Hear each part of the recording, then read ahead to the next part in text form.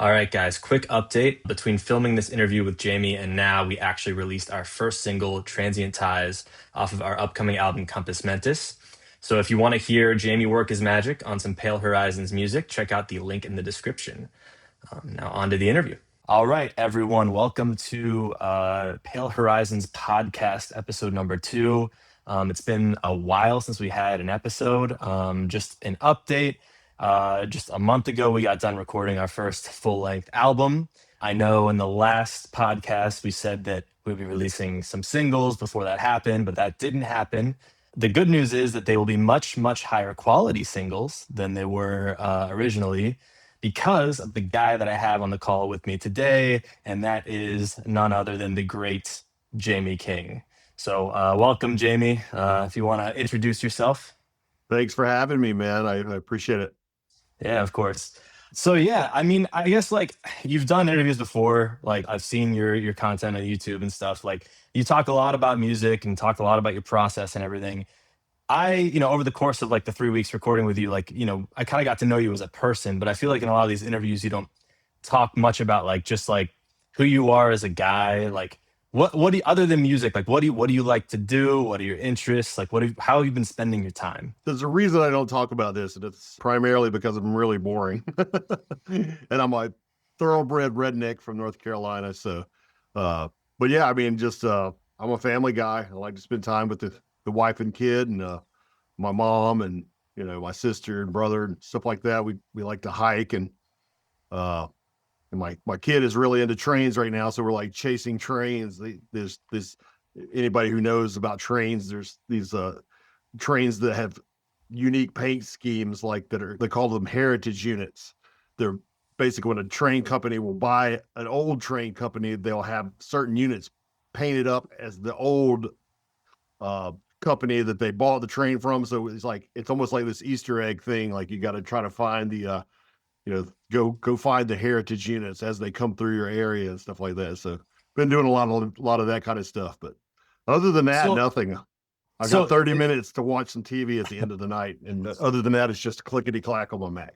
so with these trains, like, is there like a website where like you track them, or do you just have to I show up to where trains are and try to spot there one? yeah, there's they're rail fans. I didn't realize until my kid got into all this stuff. I didn't realize how, like, I mean, you got young kids, and elderly people. I mean, it spreads the whole range of demographics and age and everything. And but yeah, there's this app, I think, that he has on his iPad that kind of, oh, a heritage unit was spotted today at Winston-Salem train yard. And of course we, have to try to go there on dinner break or something and see if we can see this heritage unit. And he takes pictures and video and things like that. And oftentimes there'll be people from all over the place, there to actually see this, specific.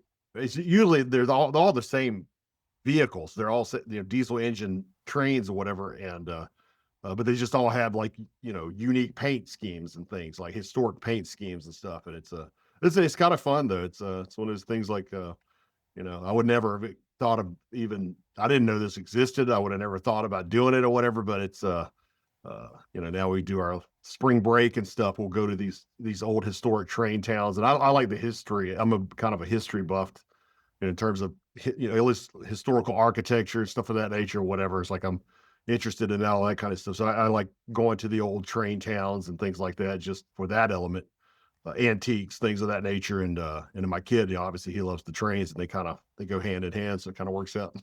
Awesome. So you're enjoying it along with your kid then. Yeah, Yeah, it's kind of that's good. statistically kind of syncs up with some of my the interest in the history of things. And he likes the more modern train stuff. But it's they kind of, all the train towns are historic. The tracks that exist or have been there for 150 years. So it's kind of, both are tied together. Yeah, yeah, yeah. Have you gotten your kids into music at all? Not really. Like I said, my stepson, he's 20. I think he's 23, 24. Forgive me for messing that up.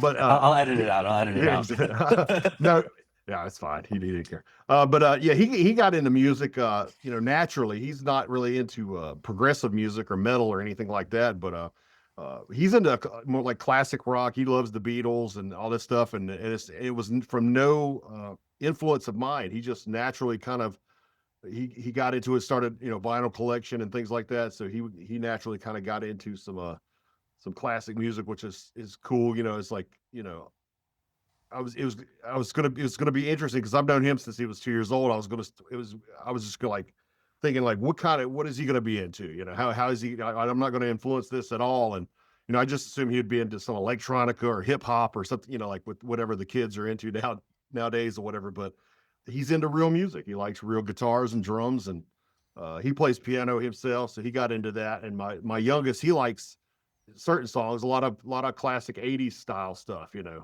That was that never gonna give you up. Oh yeah, Rick, yeah, Yeah, what Rick Astley. Yeah, I Rick remember. Astley, yeah, Yeah, yeah.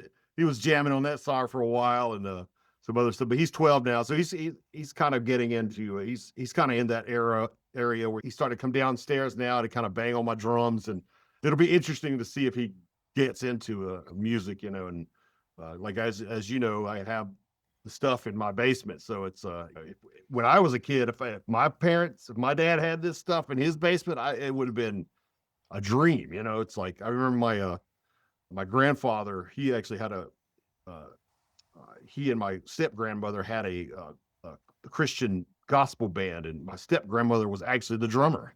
Strange enough, but I would go visit their Wow. house, and I would always want to play her drum set. They didn't really want to hear the noise, because I was in a rock guy, and I would really hit the drums, and she would just kind of like lightly gospel tap or whatever. And but I just remember, man, I wish I had access to and this is like 8 years old, thinking, man, I wish I had access to this stuff. And but but yeah, I think my kids finally kind of realized like, hey, all these drums and stuff are downstairs. I might want to go down and start because I've noticed it here in the past few months. He might take an interest in it. He's musical. He can sing pitch, and he's got good concept of rhythm already. And it That's definitely awesome. That's yeah, so cool. Because I mean, for me, if I like you were saying, if I were a kid and I had your setup in my basement, it would yeah. be like Christmas every single day. So It would have been for me, but yeah, but I guess I mean it's been around. He grew up with between the Buried Me in my basement, so it was like yeah, it's like it's not really a big deal. It's just kind of like an annoyance, all the noise and the traffic and whatever.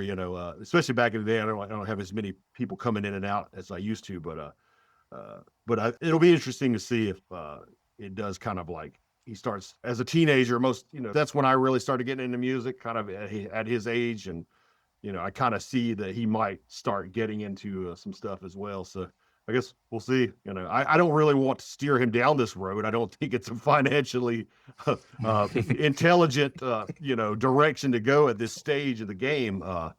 Maybe it is for some people, and there's an avenue still, but yeah, I definitely think it's a great outlet. It's a great hobby, regardless of whether you pursue it as a career option or anything like that. So I would still like to see him get into it. If he's obviously my wife's side of the family and my family, where we're kind of musical families, so he's got to have it in his genes. So I'd mhm. like to see him see what he can do. You never know. There might be a musical genius in there. Yep, absolutely. Awesome. Well, yeah, thanks for walking us through that. Like, I know you typically don't like take these kind of questions about your whole personal life and everything, but It's that just was boring. that was awesome. It's not boring, man. I mean, you learn a lot about a person just by like learning about how they live their daily life, what they're actually interested in. It gives you some humanity, right? But back to the stuff that you've talked about a billion times before. Can you just talk us into how you actually got into recording music, how you got into producing, mixing, mastering, etc.? It was kind of out of a necessity when I was in high school. As I just mentioned, I started out with the band stuff, started getting interested in music around as young as probably 10, but mainly 12, 13. Started trying to do the band thing, jamming with people, and we wanted to record our songs, our little compositions or riffs and things. And I remember I had a boombox that I used to use to dub cassettes and things, and it has a small built-in mic, that you could record. But I actually started I would record band practice, and it would just be my guitar player and I at first or whatever. And But, I would notice depending on where I put the boom box, I'm like, well, I can only hear the drums. I can't hear the guitars clearly. Or I'd move the boom box. Oh, I can't hear the drums now. I can only hear guitar. So then I realized, like, hey, let me put the boom box behind my drum set. And this is, 13 years old or whatever. I'm like, let me put the boom box behind my drum set and I'll move the guitar cabinet here. And at the time, I didn't realize what I was doing, but I was mixing by default out of necessity, kind of. I was like trying to figure out a way to get it to where we could, I knew it wasn't going to sound good because it's just a boombox recording, but I'm like, I just wanted to get a good balance so that we can hear our ideas and go back and relearn and like work on stuff. And so, eventually I was able to get a 4-track recorder and, again, just to record our ideas, capture the ideas a little more clearly, be able to overdub guitar leads and vocals and things like that. And at that time, my band had developed over a couple of years. We were playing covers and doing like started to do shows and things. And back in my day, it's like the bands you could do originals, but you had to mix in like top 40 type covers with that. And so we had a PA. We bought with basic mixer and some reverb unit, and a compressor for vocals, things like that. Of course, I had learned sort of about that through my grandfather, who was doing the gospel band. He had a PA for his gospel band, and so I kind of knew a little bit about that necessity to have those items from that. But yeah, I really, I threw a kick drum, an SM58 in my kick drum. And, I put one mic over the drums and I would mic the guitar cabinet and then I'd run it through the PA and I would mix it and EQ my kick drum, because we were starting to get into metal and stuff. And I wanted that Metallica smacky kick drum. And that wasn't a natural thing. You have to boost 8K, and cut the mids to get that sound. And that, like, I'd figured that out just by experimenting, at a young age. And, I kind of felt like even back then I was like, I might, I kind of got a knack for like, even this is a 4-track. And I remember, fast forward a couple more years when I was in high school. And I actually had, I was working in a music store at the time. I think I was 16, 17 or whatever. And people were offering me money for me to record them. They would hear my 4-track recordings. I was just like, hey, check out my band. This is our stuff. And they're like, who recorded this? And by today's standards, it still sounded like garbage, but at the quality relative to what even real studios were putting out in the area at the time was pretty impressive, or at least they got the aesthetic right, in terms of the attacky kick drum, the forward metal guitars, the sharper guitars and things. You go to a local studio and pay a lot of money back then. And it was a country guy or a beach music guy, and he didn't understand what the kids wanted things to sound like, or didn't care what we wanted to sound like. He was like, oh, you don't want an attacky kick drum. You want it to be big and boomy. And we're like, no, we don't, but I was getting more of the sounds that the kids wanted to hear. And, like I said, I had people offer me, I think some of my first recordings were on that 4-track and, the paid recordings. And it was just, like I said, I would set up the band in my parents' basement and they would play live and we would overdub the vocals and some guitar leads and things. And that's really what started it all. I did my band's first recording. I bought an ADAT, which is a digital tape recorder. And the quality really jumped up because it was a lot cleaner than, say, a cassette 4-track. I know a lot of listeners probably wouldn't have any reference point as far as to how bad that sounds. The old cassette recorders sounded really bad. They were really lo-fi. It was lacking a lot of high frequencies, just weren't even recorded or captured. And it was really muddy, distorted. There's a lot of harmonic distortions involved there.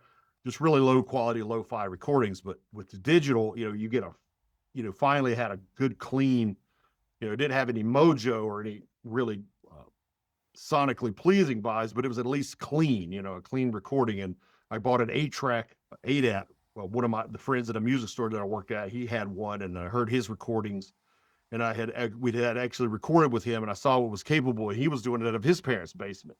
And of course, he was older than I was, but I saw what was possible, so I was like, I'm gonna save up my money and get, these things were $5,000, for an 8-track, and so I would put all the drums on one track, and I would put the bass and then guitars, and then have enough layers to do, at least it would be all separated. It would be digitally clean, no tape hiss, full frequencies. And that was the very first recordings I had done or whatever. And I want to say it was when I finally got to ADATs and I had 16 tracks. I was finally able to record drums separated. I was able to put the kicks on one channel, the snare on the channel, each tom separated out and actually get a really more proper uh, mix and more industry standard sound or sounding recording. And that was my band Swift. I guess we recorded in 98. And then Between the Buried and Me actually heard that recording. That was the first multi-track record I'd ever done and mixed. And at the time, it sounded pretty listenable compared, it was pretty comparable to a lot of the new metal stuff that was going on. Like, you had Korn and, Deftones and all these other new metal bands that my band was kind of like trying to do. And our record kind of had the same aesthetic. It was kind of raw, but it was clear and punchy and, aggressive and things like that. And Between the Buried we were doing, they were in Prayer for Cleansing. Some of the guys were in a band called Prayer for Cleansing, which was like a slightly progressive, more of a metalcore band in the early days. But they heard that and they were like, "Hey, who recorded this?" Like, and then they had recorded at another studio and kind of had a decent recording done, but I was doing it for like way cheaper. That's probably like $10 an hour or something, which back then was the going rate back then was $60 an hour, to $90 an hour. And that was at 1998 dollars, which is Mhm. almost like paying $200 an hour now. Yeah. So they could come to me. And of course, it was a lot, the first BT Bam record, the first demos we did in 2000 were they set up live in my parents' basement. I mic'd everything. We tracked it. It was multi-track, so everything was separated on its own tracks, like the kick was separate, things like that. But they played live. All the bands that recorded back then were live recordings, except for they would overdub vocals and the leads and things, because I didn't have proper isolation or any of that stuff back then. But yeah, I guess it was, that's how I got started in the business. It was basically my band's recording. I didn't really think at first, hey, I want to do recording. I was trying to make it with my band. We were negotiating with major labels and things, and it's kind of just recording on the side. I was recording my band out of necessity. We couldn't afford to pay a lot of the people locally. Like when I really realized I was going to have to record myself was the band I was in high school.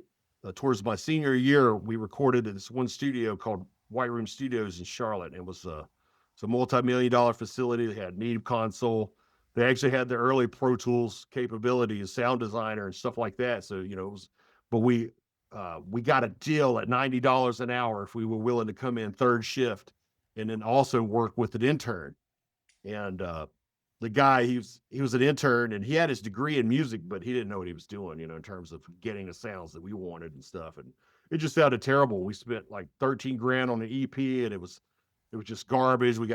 Time was cut short on the mix and all this stuff. And I was like, we can't afford more than this. Like, we can't do it. Like, it's either for this amount of money, I can just buy some gear myself and try to figure it out. Cause I'm going to get more of the sounds that are in my head, and the quality that I knew was important. And at that time, I mean, it was tough. There were no local options.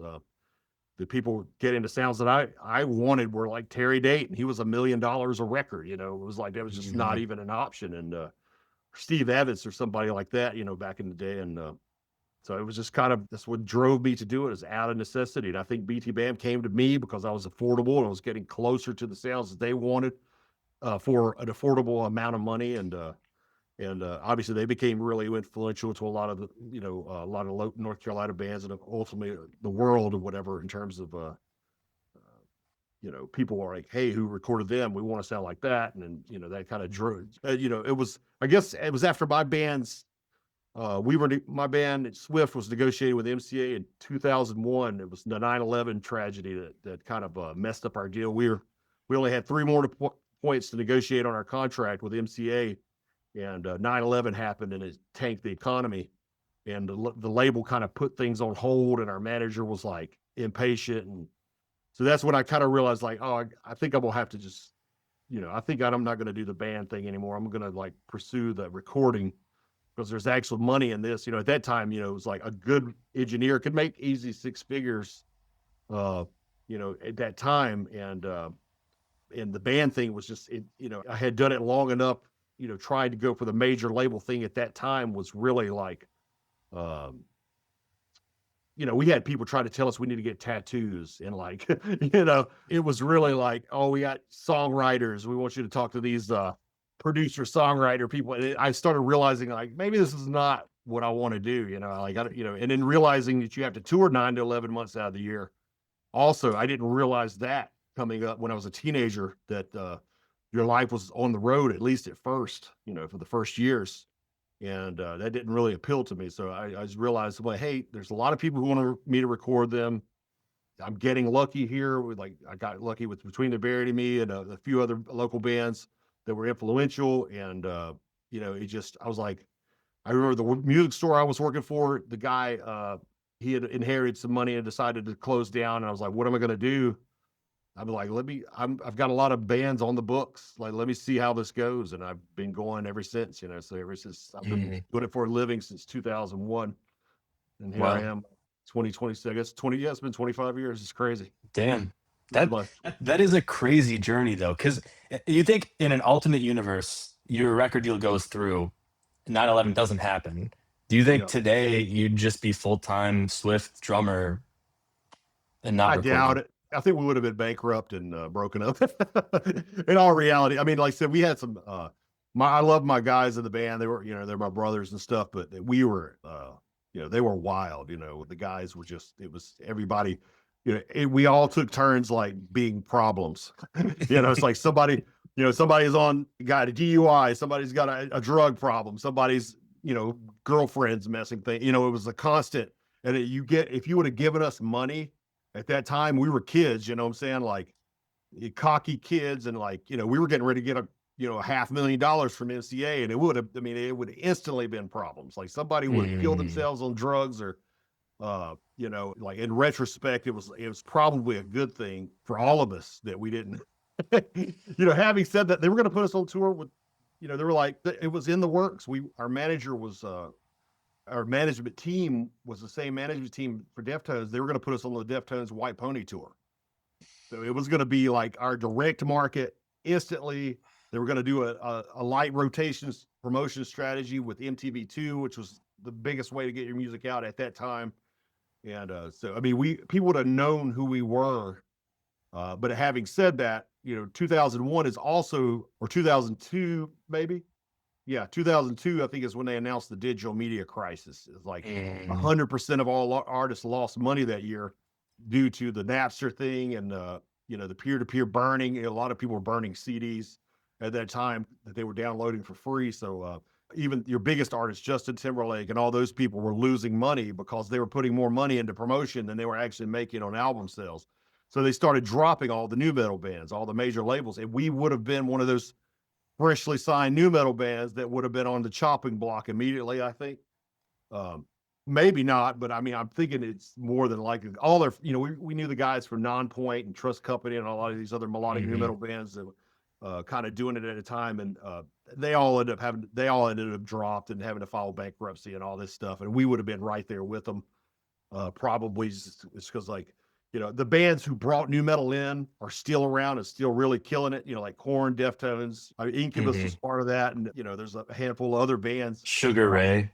Yeah, exactly. we met those dudes, but yeah, I'm friends with Ryan from Mudvayne. Mudvayne was one of those early progressive kind of new metal bands that they're still really riding pretty high. They just recently went platinum finally on some of their albums, and but they made it. They got in a couple years before that digital media crisis. So they were able to get the 5 million album sales to happen. Like if you got signed after that, you didn't get the 5 million album sales. There were no sales hardly. There were like 50,000 album sales, which is a lot by today's standards. But back then it's like 50,000 album sales, you're dropped.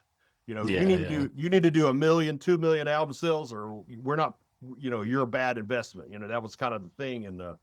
And almost guarantee you, just because of that timing, that we would have been one of those bands to do that. And I probably would have ended up recording anyway. This would have been my, I would have fallen back like, well, I'll just record, because I started realizing I enjoy this element more than the musician element of things. I felt like that's what was within my band. I was a drummer, but I'm pretty basic drummer, boom smack type, classic Lars. I've listened to Swift records. It's not super Well, simple. it's I like mean, Pantera, or it's not. There's no super it's Blake, or you're a drummer or yeah, whatever. yeah. It's like it's nothing super progressive, and so I don't think. But that was never my.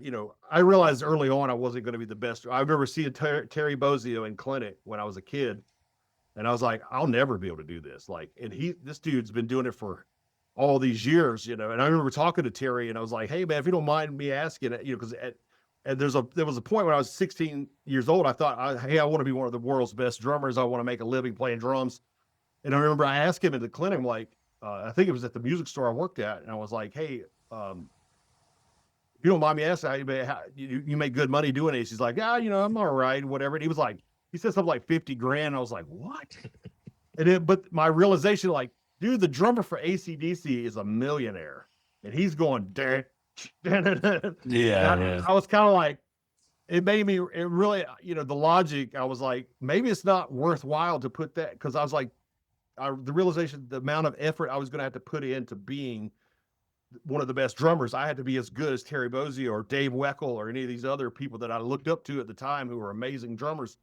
I may never be as good as these people, and the amount of effort I'm going to have to put in these people are barely making ends meet, even then, when it was really revered and celebrated at that moment. Then alternative music came in, and then almost being good wasn't celebrated. So it got worse, really quick. And now it's back. People were celebrating musicianship again. But there was a decade where people did, it was almost like I said, my old guitar player, he was a Jason Becker, Yngwie dude. He could play all that stuff at a young age. He's like a prodigy on guitar. And, one of the reasons we were going to do the deal with the MCA is because our A&R guy was King Diamond's former tour manager. And, he liked the fact that we came from the legit metal. We loved Andy LaRock, and King, we loved the real metal stuff. We were fans of Death and all this. And he saw that in us, but we still weren't allowed to do it. Like, we tried to stick leads into it, and they're like, the producers we're talking to, they're like, no, you need to take these leads out.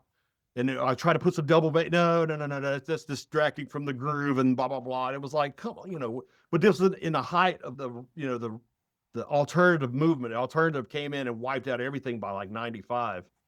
And luckily it started coming back in the early 2000s. More progressive music started becoming, more interest. BT Bam kind of helped usher in at least a local interest in more progressive styles of music. They were more hardcore. Like, I remember I recorded them. I remember asking them, like, why do you do this style of music? I loved it because that's what I grew up on. Dream Theater and, all these, I love Fates Warning and a bunch of progressive styles of bands. And I like the hardcore stuff too. But I remember BT Bam, when I recorded them, I was like, man, they were younger than me, but they were doing this old school style of music, which at the time had zero market. It was like, nobody's listening to this. There's no labels other than European labels that are putting this stuff out. I remember asking them, like, why are you doing it? They're like, no, that's just what we like. Yep. And then it's funny, you fast forward to now, they are the biggest artists that I personally worked with, or I'm personally related to in terms of my career. And it's just, like, the market moved with them, or they kind of helped us they certainly on the local level, they introduced a lot of kids, a new generation of people who didn't know that progressive music existed. And they introduced them to, hey, this is all old news to me. I've been listening to Dream Theater and all these bands and Meshuggah since early 90s and whatever. But there was a whole generation that never introduced these textures, this metal, progressive metal texture stuff. And I mean, even for me personally, like, I listened to Dream Theater and I was like, it's kind of old, kind of lame as a kid. But then, like, on the school bus on the way to school, I popped on Alaska and I was like, holy shit, like, they actually make prog sound cool, right? Like, all these metalcore bands, like Trivium I was listening to, I was like, it's a little too, like, straight metal for me. Yeah. And then BTBM kind of bridged that gap for me, and it obviously influenced, like, a ton of my writing, everyone in my band. So you hit the nail on the head there, I think. Yeah, it was great. I mean, I would have never, guessed when I recorded them in the early days. I loved it right out of the gate. I'm like, these guys are awesome. But and I never thought they would be the band that, I remember, I was like, I want to say I told them, it's like, this is never going to go anywhere. Right. I'm like, they're like, we just like, this is what we like, and boy, was I wrong. And Yep. Look what happened. yeah, now, it's like, the stuff, there was a time, I think, the new metal thing is kind of coming back around now. It's almost kind of a novelty type of thing. And there's a new generation kind of getting into it. But I think Swift may have been able to get known and then maybe come back a little bit like around now and do something, if we were known. But I don't think we would have ever, there was a time where just like everybody was tired of, like, they was like, our Limp Bizkit is done. This band is done. Korn couldn't tour America and pack out an amphitheater for like 10 years, Mhm. So there was but BT Bam never had that. They've been constantly slowly building and building as they've been going on. And luckily, somehow Dream Theater weathered the alternative storm. I think, it set them back a good bit, because they were, I mean, in early 90s, they were on top of the world with Images and Words. And, that stuff was sick, to us and to the scene that existed before alternative came in and swept everything out, Uh, Mhm. but yeah, like you said, it's like with the vocal style predominantly, primarily a lot of the keyboard stuff is kind of like, all right, this is kind of nerdy old dad and prog, but now there's kids who love it again. It's Yeah. like it's fresh to them. It's like my stepson, he's gotten into the classic stuff. So to him, Dream Theater's like classic, or a lot of these old, these bands they were, like Metallica is like classic rock to him. That's like, I witnessed the rise of Metallica. I saw the Black Album tour and things like that. And so it was, it's just interesting to see how things have come around. Not everything's come around. I was just talking to my wife. It's like, who is anybody like? Whatever happened to ska? And like, Yeah, yeah, yeah. if people were talking about pop punk, it's never gone away totally, but it's like it. I was expecting all that stuff to kind of come around, but it really hasn't. The big bands are still here and they will always be here. But Yeah. that is in terms of like in terms of like a big renaissance, I don't see it. That's not happened yet, at least like it has with thrash, a Mhm. couple years ago, and then now you got, but prog seemed, progressive metal, it seemed to be kind of like just stay the course. There's always Yeah. there's like every new generation, like there's kids who will get into it and dig it. And Yeah. luckily, I'm associated with a lot of those bands. The Contortionists, a couple of their early records, and some other bands I've recorded have gone on to be influential and regarded in the community. And I was able to work with do some stuff with Cynic and some other stuff. And so my name's kind of synonymous with that. Luckily, Yep. and that's what's kept me in business for 25 years. Is Yep. there's there's always people who, and I'm rooted in the old school, so I do stuff old school. We were still record real drums, and there's kind of like lost art stuff there in terms of like recording the analog stuff, and striking that balance between a modern slick produced record, with, but it still has the wholesome organic classic realness and motion and all that kind of stuff. There's a decade of or more of production in there that kind of that went too far into the production realm and stripped all the life out of the recordings. And This I've is just my been, problem with Gent yeah, nowadays, is that yeah, Gent is always overproduced. yeah. But There's some that are doing that's it just right. my thing. Like Periphery ended up doing. Like they started off programming everything, but they have sick drummers and they're like, hey, let's just do it real. And obviously the bigger bands have more budget, so they can do that. But Animals and all those guys, they started off programming. There was a moment in there where it was like, hey, it looked like programming's the way to go. I thought I was going to have to learn how to do everything fake, and I didn't. I was like, I do not want to do it this way. Like it just feels wrong. And luckily, things have swung back the other way, and they're actually going pretty far in the other direction. I feel like that people, especially with AI coming in, they're kind of tired. You see, what's the French band I can't pronounce, the Oh, English? Angine de Poitrine. Yeah. Yeah, I mean, obviously they're a testament to people like unique and they like real. Those guys are just two dudes jamming, playing, and it's like no crazy production or whatever, and they blown up. And it's, Yep. at least in the prog community, and it's like that just it's good to see. It's just like you don't see that kind of fire under anything that's fake. Yep. I have Yep. not seen it. I have never seen it, and I haven't seen it. It's like I think for a moment, like the programmed Periphery and Animals record early. For there was a moment where I thought it was going to go that direction. Tesseract, some other bands, super. Yep. I appreciate as a listener that that sounds amazing. But as a musician, I want to hear some drums on it. I want to Yep. like if it's too real, if it's too perfect, then it's almost like it just turns me off. And I think subconsciously people can't feel there's that imperfect nuance gives it a life and a flavor and a character, the seasoning that you need to make it resonate with people. And I've always done this. I've been doing what I'm doing now from the beginning. I want to believe I've gotten better in terms of my fidelity and whatnot, but the approach has always been the same: record a band, capture the moment, Mhm.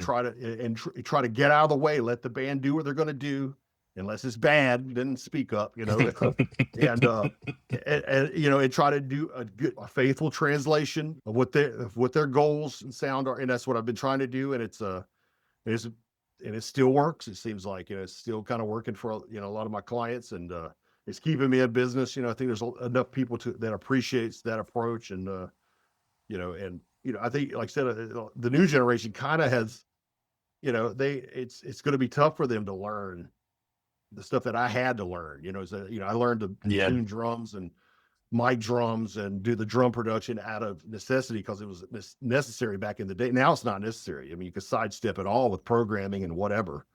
And so obviously there's going to be talented people and dedicated people who are going to figure it out, but it's especially with less and less money being made, I think it's certainly it's drying up. A lot of my Yep.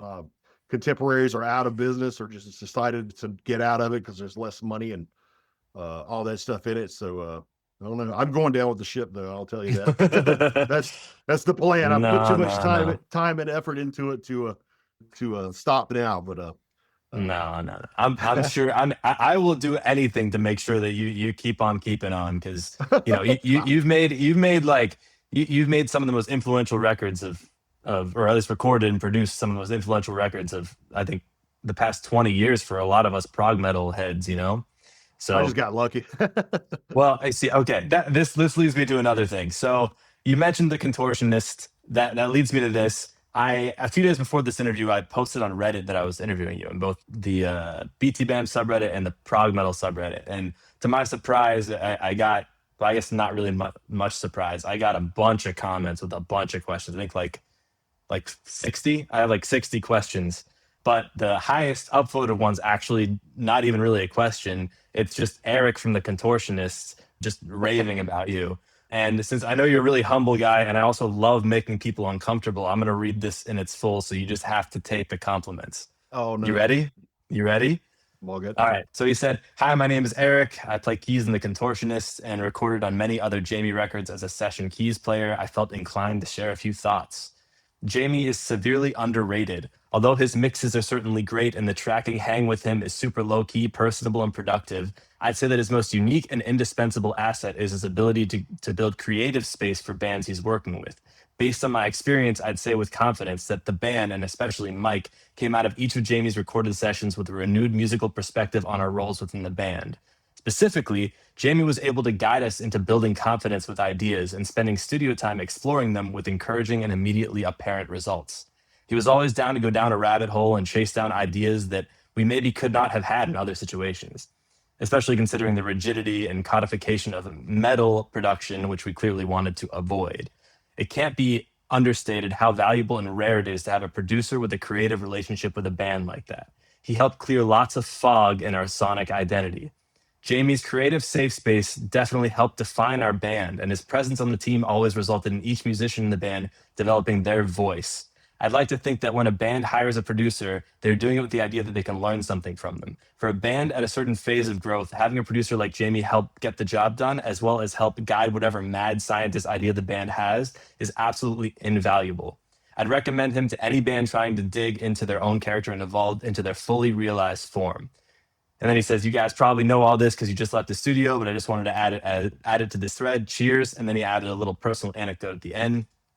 Said the first time I met the legendary King, I interrupted the language tracking session by backing my SUV into a ditch across from his house. He left the tracking rig on a loop, pulled me out with his truck, sat back down, and the guitarist was still working on the same two notes. The King. I feel like I So owe him. I feel like I owe him some money now. yeah, I mean that's a pretty It's an amazing, yeah. I mean, it's just yeah, very eloquently worded as well. But yeah, yeah. yeah. I mean, those kids are masters, man. That's I mean, I don't feel like I had much to do with their. I mean, other than just getting out of the way and facilitating their genius. Really. I mean, we obviously we had a lot of the same. Not necessarily the same direct influences because they're younger than me or whatever, but the stuff that they were obviously influenced and uh, bringing to the table creatively was inspired by some of the same stuff that I was inspired by, like indirectly, like they were inspired by artists that were inspired by the same artists that I was inspired by. So, it was Mm. like an instant understanding.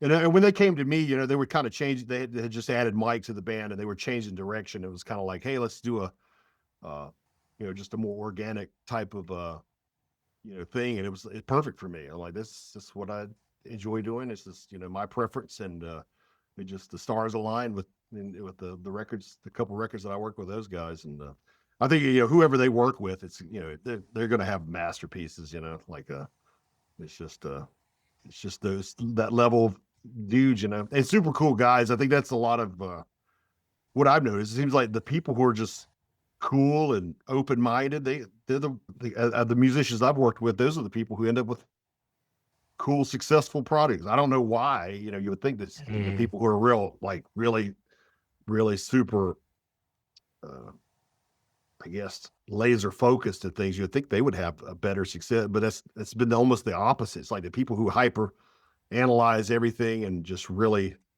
makes things overwrought and whatever, those are the people who like have less success or something. It's Mhm. bizarre. I don't know why that's it's almost like, you'll find a girlfriend when you're not looking for one, whatever Yeah, kind of and also I think you talk about psychology a lot, right? With like the listener and like listening to yeah. the music. I think the listener knows when something is organic, not Yeah. just in the playing, but also in the way it was written as well, Yeah. It's right? like that. There's something about, yeah, when it's like contrived, it's like they kind of know without, they don't consciously know, but it's like, that's forced or that's, if it just, you step back and you just let what happened happens, maybe that's going to be an awesome thing. Maybe not, but I think you have more of a better chance of just that magic being the lightning in the bottle thing to be captured or whatever. If you just, let it happen. And, of course, a lot of people try to compare like the old productions, like a lot of old artists or have, were kind of responsible for more timeless material. And I think a lot of it was just the limitations in productions. They had no choice but to just let it be what it was.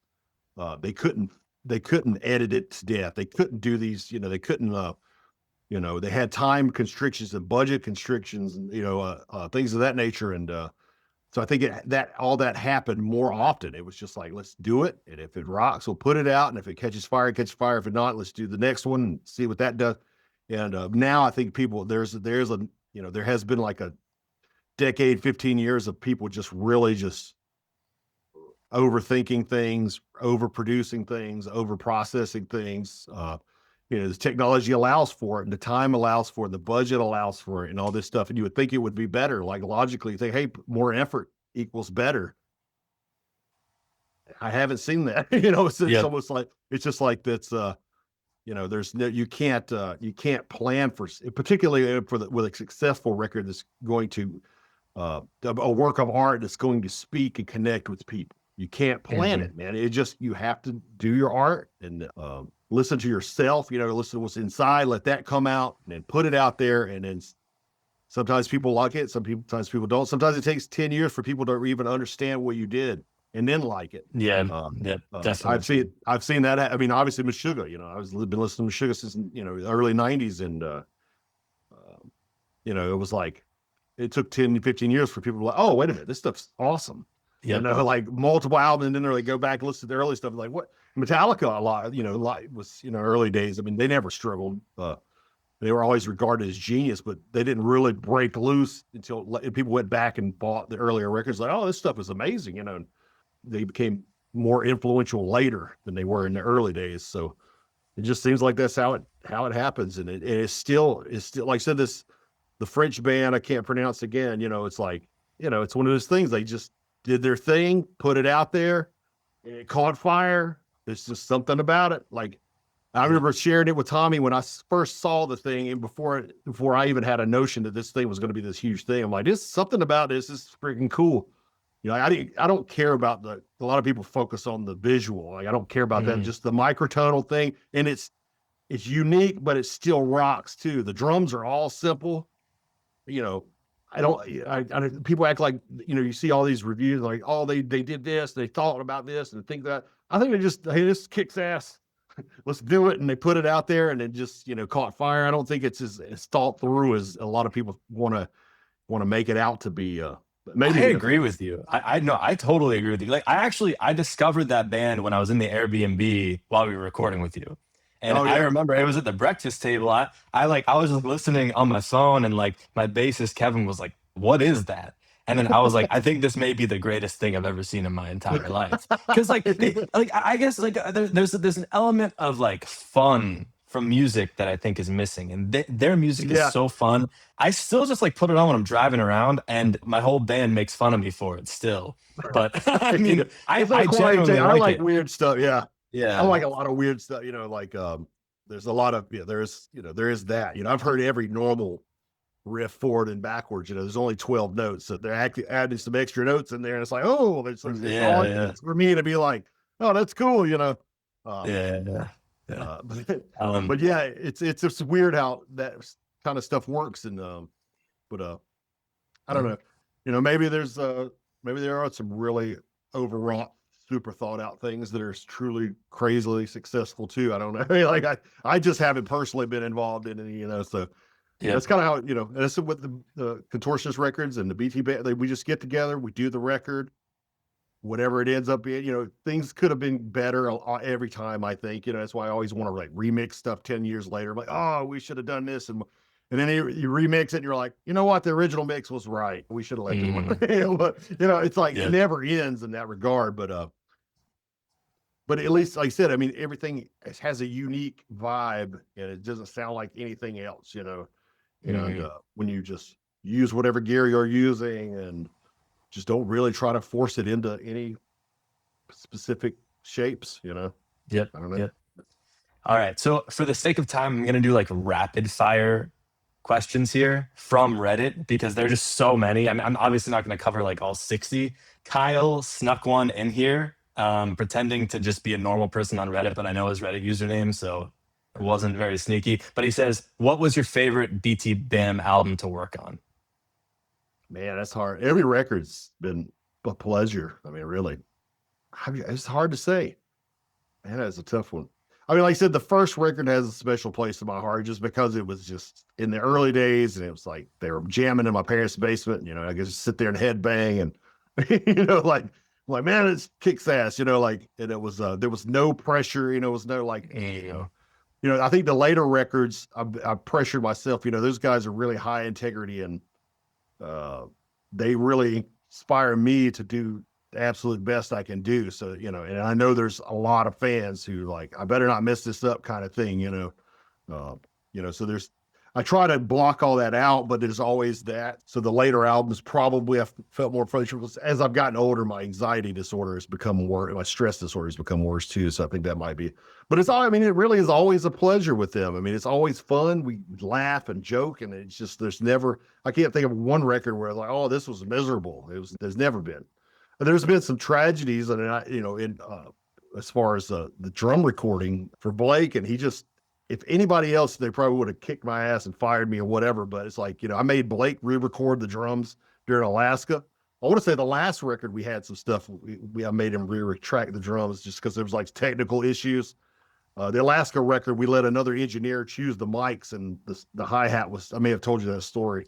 Yeah. The hi-hat was too loud in the snare mic because he used a tube condenser on the snare. And I was a kid, so I let the guy do what he thought would be cool. And it was a mistake. But, so Blake had to retrack all the drums and he did. I'm sure he didn't want to do it, but he did it. And it's like, but he might remember that as being terrible, but because he has such grace about it, even that doesn't come across as like, oh, that was a terrible experience. I learned a lot during the Alaska record. The mixing thing, we went to Boston. It was cool to go to Boston and be up in a nice studio and stuff like that, but that wasn't necessarily pleasant. The guy who mixed it, do the first mix, I ended up remixing it later, but the guy that did the first mix, he was one of the old school guys, and he's a great engineer and a mixer, but he's from the old school. He's like, the label hired me to mix it. I'm going to mix it the way I think it needs to sound good. So anything I said, anything the band said, he was like,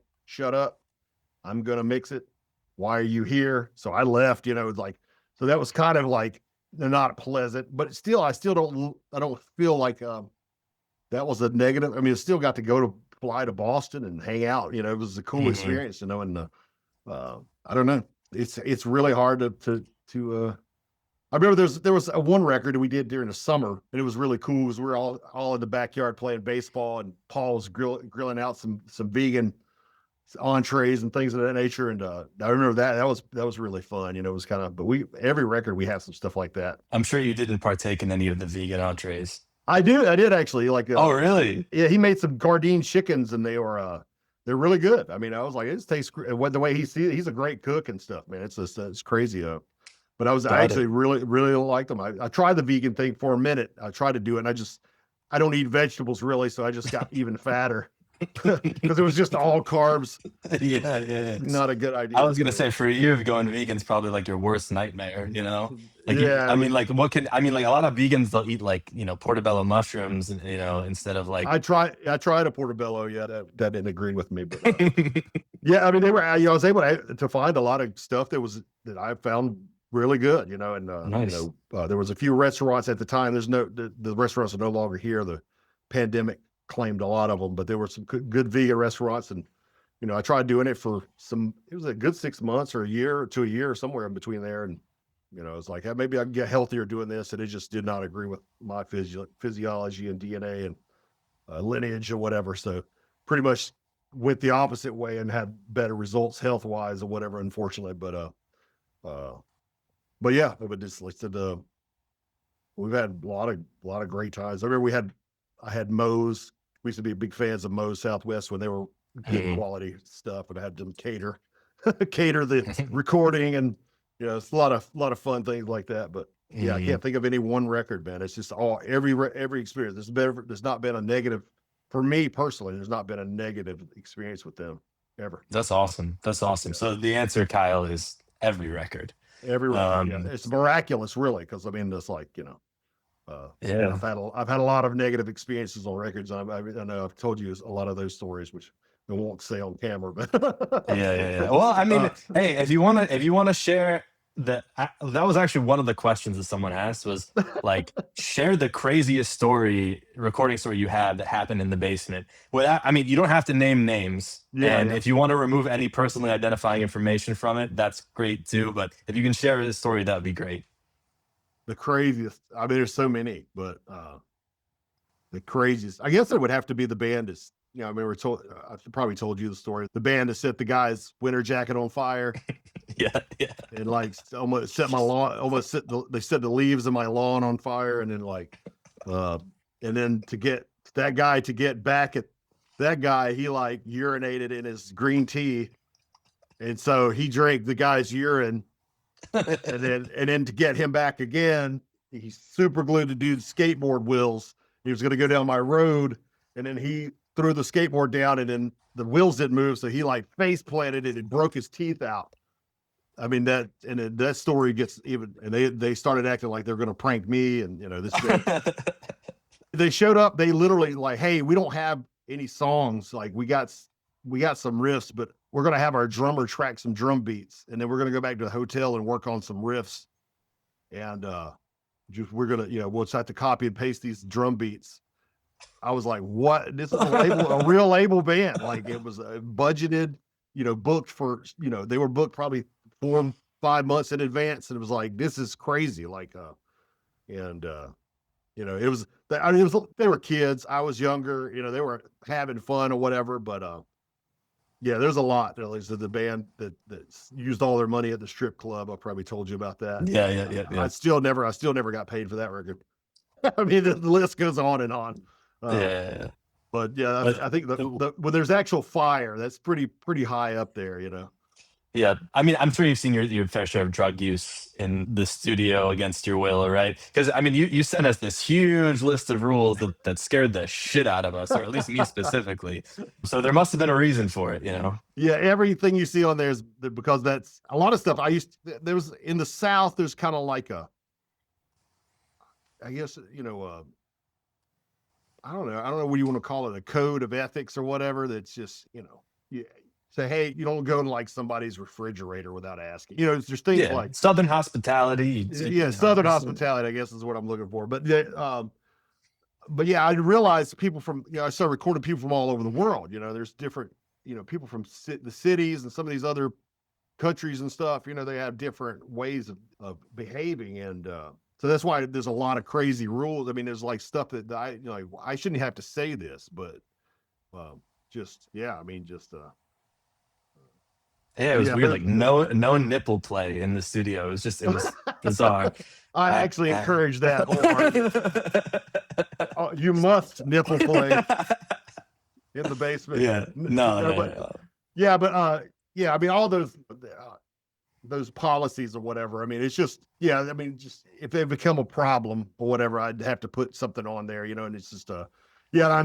Over time, I mean, even Tommy probably he's like, dude, this stuff is crazy. Like, Tommy keeps me reeled in. I always want to be like, hey, let's tell him this, and whatever. And um, but as I've gotten older, the clients have gotten older, and I have less, the childish issues that I've once experienced, but I have a family here, but yeah, the drug thing's never really been a big problem. I've had some people like start chopping up some lines, and I'm like, dude, you need to take that out. Thought, because I've never done drugs, I've never even drank alcohol, so I don't have a problem with people like you do whatever you want to do. You know what I'm saying? But I was like, I don't. The illegal aspect bothers me. I don't want it in my house because of that. And plus, I've got kids upstairs and things of that nature. And plus, if the people start behaving crazy, I've had issues. I've had to kick a few people out because they're just belligerent, drunk, or whatever.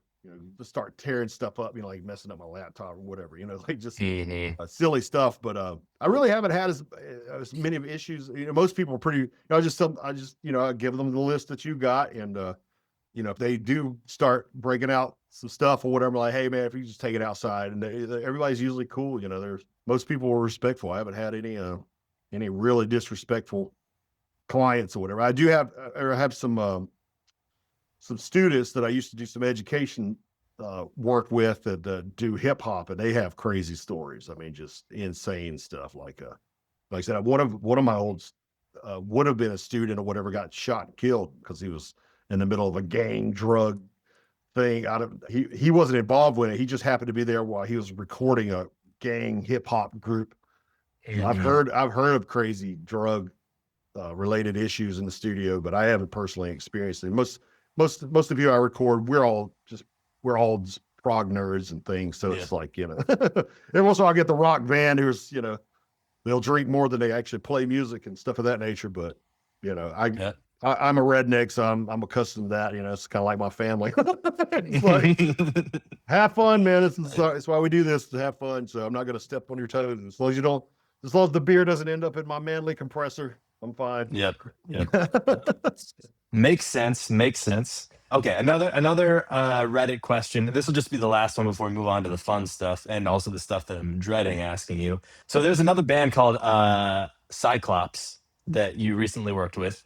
And they've been hitting us up on Instagram. They've been super nice to us, and they also posted on Reddit. They just said, ask him if he liked working with Cyclops. Absolutely. Yeah, I just did their mixing and stuff or whatever, but they're obviously, master musicians themselves, sick. They have a unique take on their, prog music or whatever. They have a sound themselves. So it's, I'm excited. I see it. They're working it, the social media really well. And I'm excited to see what happens with those guys. It's the difficulty now for everybody is going to be how do you cut through the clutter? How do you get people to actually see this stuff? It's something that makes me sick. I'm recording so many great musicians, like, I mean, you guys and Cyclops, and I mean, the list goes on and on. I've had people, I'm like, man, it's a great record. There's the market is there for this material. Um, and a friend of mine, Chris Hathcock, I mentioned him from the Reticent or whatever. He was actually, uh, Nuclear Blast was interested in his record and all that stuff. But it's just like, if you don't have the right numbers on your social media, just dumb stuff like that, like, we can't put your record out. It's just like, that's what we need you for, is to get our I think number. Like, where are those resources? Like, unless you're just rich and you can just blanket Facebook and Instagram and TikTok with ad money or something. Like, how do you do it? Like, how do you cut through the clutter? I don't know. So, I don't know but the yeah, answer to that. I don't yeah, think. but it looks like Yeah. Cyclops. I mean, they're getting their stuff out there, and I think if people hear their stuff, they're going to blow up. I really do. Yeah, they're really tight, and like they're doing the whole concept album thing and the whole Yep. comic book thing, and it's really cool. I mean, I'm interested to see where they go for sure. I haven't gotten this. I think they're going to send me the comic book. I'm stoked to see that. Yeah, anything Hmm. like I remember that. Evan from Last Chance to Reason, and when Mike was in Last Chance to Reason, they did a video game which was genius. But I never got a chance to actually play the video game. I was like, man, it's going to be so cool. Like, us prog nerds, or a lot of us are into games and stuff too. Yeah. And man, I don't know that it ever really took off or whatever. I think just logistically at that time, it was 15 years ago or something probably. But at that time, it's probably just difficult to get the stuff out there. But yeah, anything you come up with, it's like the French band, like I said, I mean, maybe the costume is the way to do it to help cut through the clutter. Like normal people have to have, all the huge bands, it seems like they have some kind of costume or makeup or some kind of gimmick or whatever. I mean, you just have to have that now. And it's kind of unfortunate in ways, but whatever. I mean, it's always been there, like Hmm. from the hair metal days to Kiss, whoever, that is the aesthetic. Even Korn had a look, Oh yeah. Oh, for what, sure. like, so it's the aesthetic has always kind of been there. It's just, I guess maybe you need to be more extreme or something now. I don't know, uh, but yeah, if they can find their niche or whatever, all these bands. And there was a moment where looking like just 4 or 5 normal dudes on a stage was like, that was the cool thing. Helmet, like Hmm. Swift was like that. We were 4 guys that I had kept my hair to be a part of the image or whatever. We looked like just college dudes who played aggressive music, and it was weird. Hmm. And because of that, we stood out because we looked like normal guys, and it was like the thing. Luckily, it was easy to do, not expensive. So I don't know. It's like, hopefully these bands I'm working with, they'll find some resources will open up, or they will find a way to to catch on, to catch fire. Yep.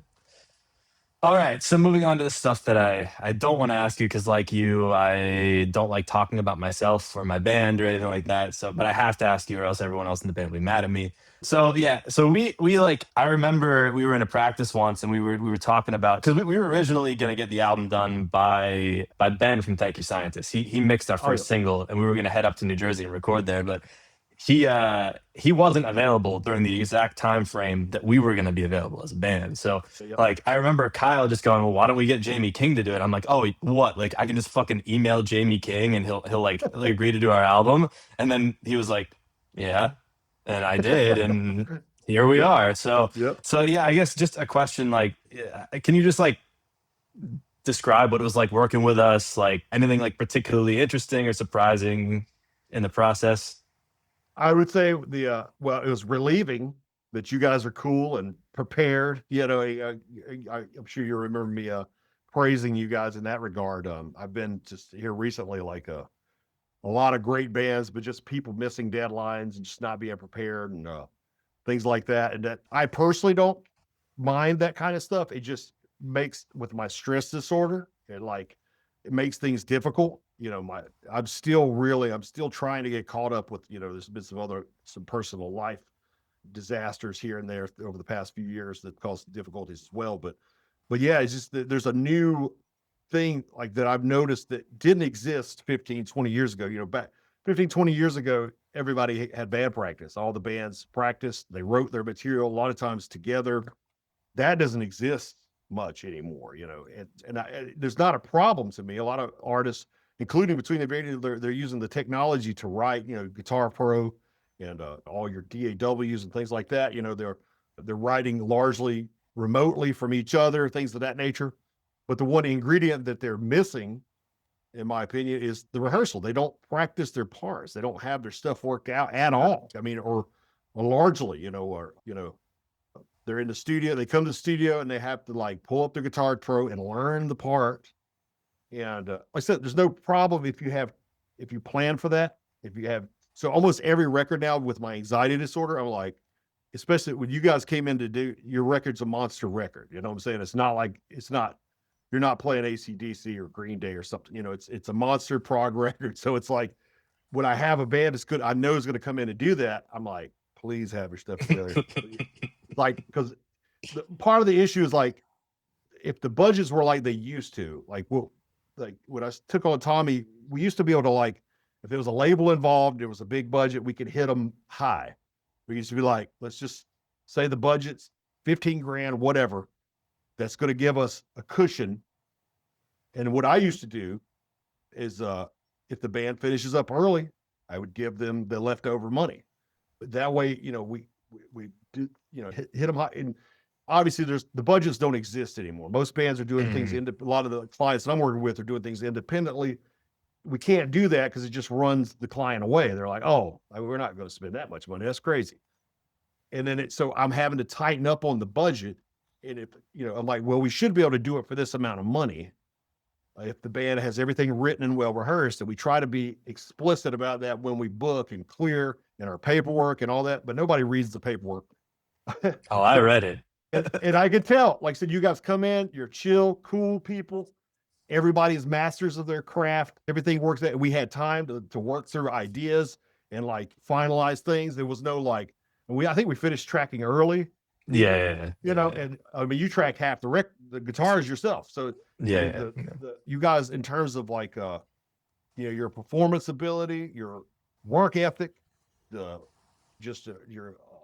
collector. I mean, everybody knows. I mean, you obviously you know the engineering aspect. I mean, all that stuff helps, and it, all the knowledge and stuff. So it's like a relief for me. We could sit back and just chill, and it's like a large part with the BT Bam records. Like they are those disciplined guys who are also masters of their craft. They usually write the whole record and demo the whole thing before they come in. And then it's just a matter of doing what we did. We get together, we track the parts, and we work through any fine details on the fly. And, and then, it allows time for the magic to happen. You're not struggling just to get a usable take. You can get a good take. You can say, hey, it's like with the vocals. She came back and touched up.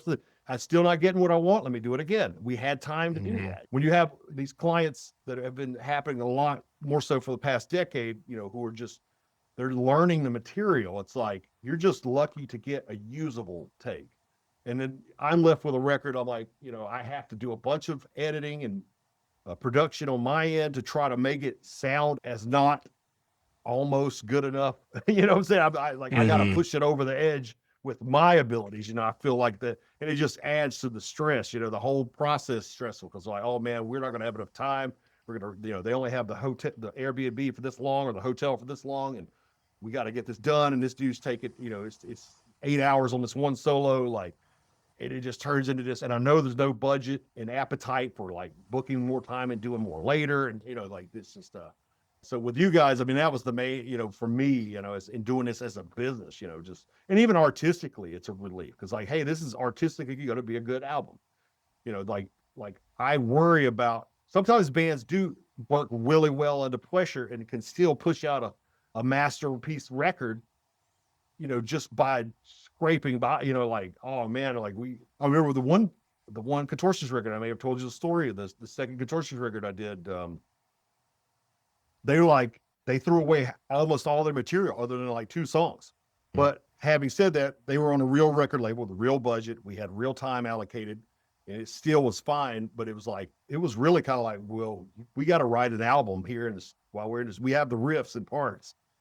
All the vocals are written here, I think, just on the fly, a lot of improv, come back home. We did the process was really different. So sometimes the pressure cooker can yield some results or whatever, but oftentimes it's like, I feel like it's just a really shortchanged situation. It's just like, it's good, but it could have been better. Like basically what we did was pre-production, and we're releasing it. I had to edit the crap out of this pre-production recording And with you guys, that's not the case. We got a real record that's got real character, real performances, and I think it's going to come across to the any prog listener is going to hear actual performances in the record. It's not going to be like, oh, this is a bunch of computer, because it's not. It's we worked hard and you guys did the stuff.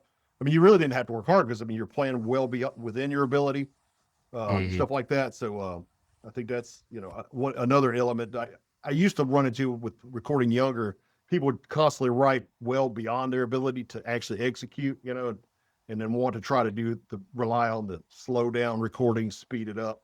I don't agree with that stuff, like. Yeah, we talked about that, how much we both hate that kind of shit. So. Yeah, I mean, it's like, what's the point? I'd rather hear it kind of sloppy and be real. To me, like I said, I mean, it's still today. I mean, this has been the true, I've said it many times before in interviews, but metal and rock is traditionally a performance-based art.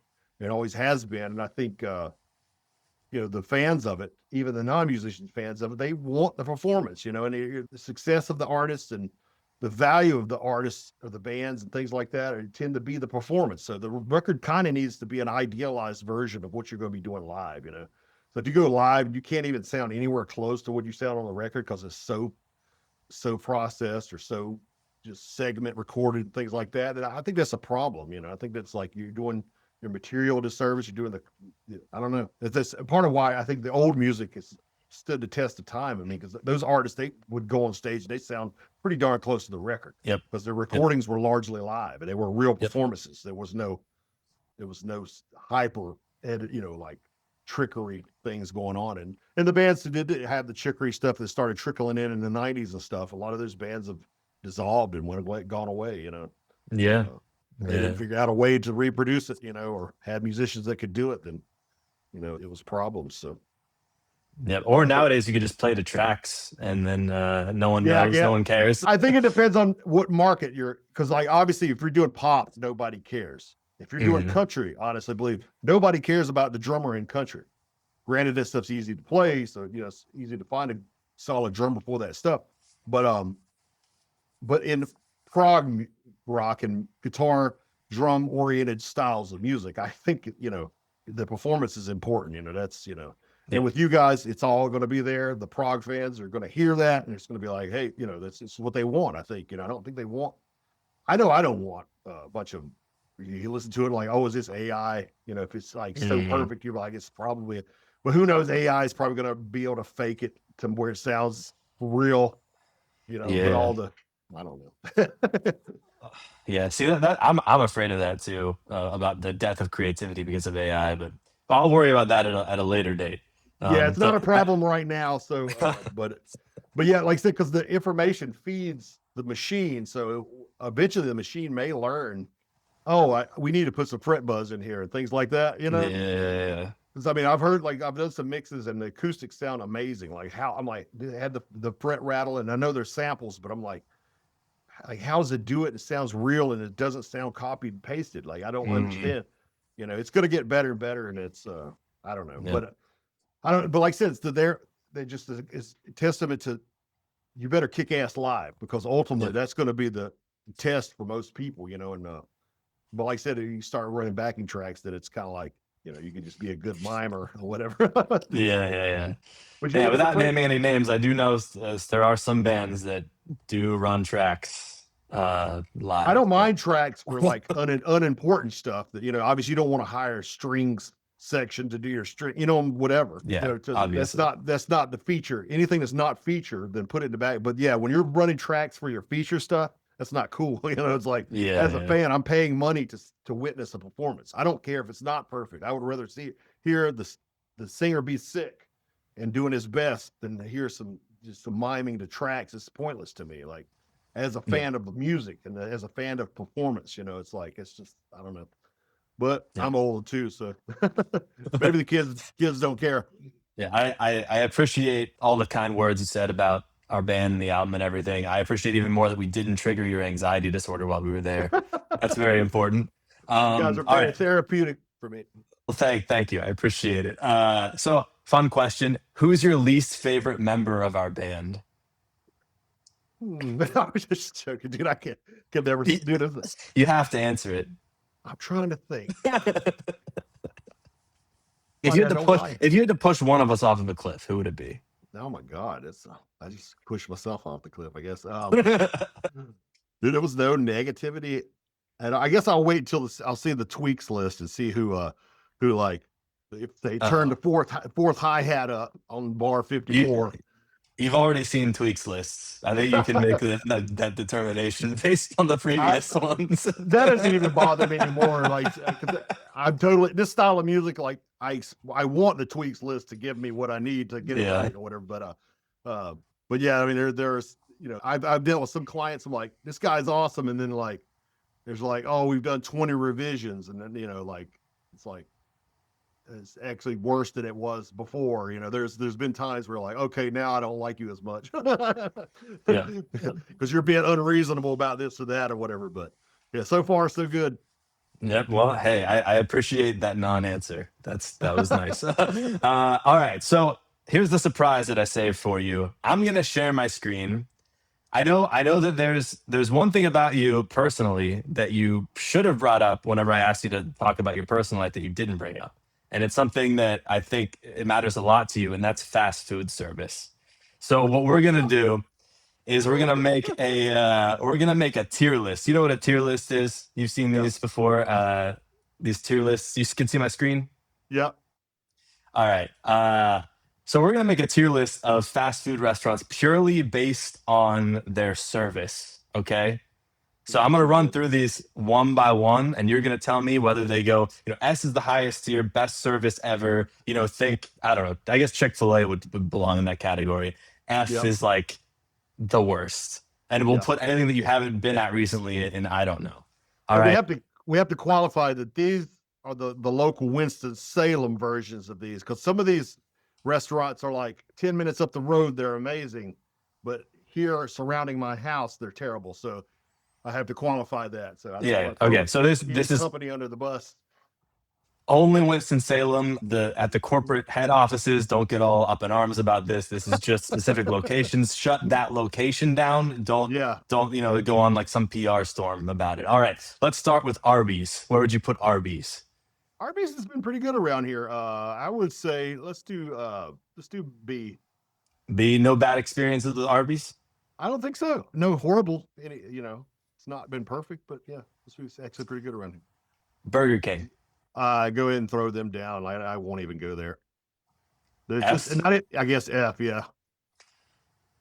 What? Put Burger King in D actually. D. Okay. Because the food's just not edible to me. Like I said, it's just like cardboard. So it's like, but as far as the service, I haven't been there enough to really. But it's I mean, even the service isn't pleasant there. So a few times that I have been there, but.